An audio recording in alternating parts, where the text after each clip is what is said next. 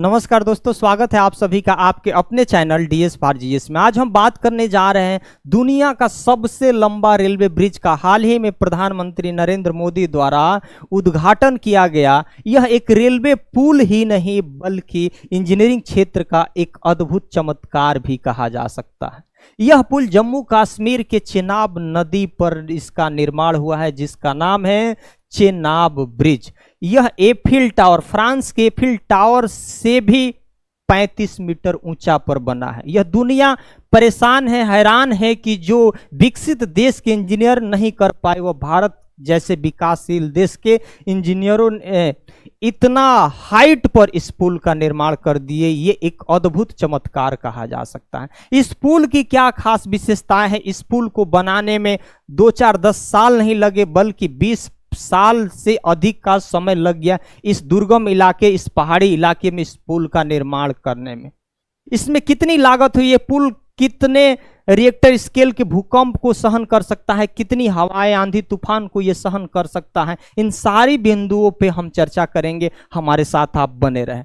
यहाँ ये इस पुल का क्या नाम है? चेनाब ब्रिज है, और ये world highest railway bridge over the Chenab river, यानी विश्व का सबसे लंबा रेलवे पुल यह बना है। लेंथ इस पुल की कितनी है? लेंथ 1315 किलोमीटर है। यहां से लेकर और यहां तक ये कितना मीटर है? 1315 किलोमीटर ये रेलवे पुल की लंबाई है।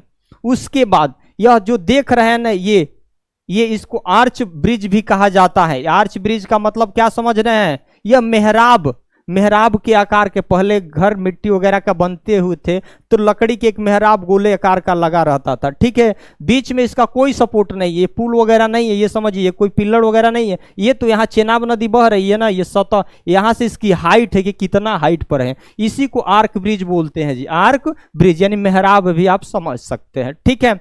और यहां से इस सतह से कोई भी किसी चीज की हाइट मापा जाता है तो पानी के लेवल से ही मापा जाता है। तो ये जो नीचे आप देख रहे हैं ये चेनाब नदी है। क्या है? चेनाब नदी है। यहां से लेकर और इस पुल की हाइट कितना है?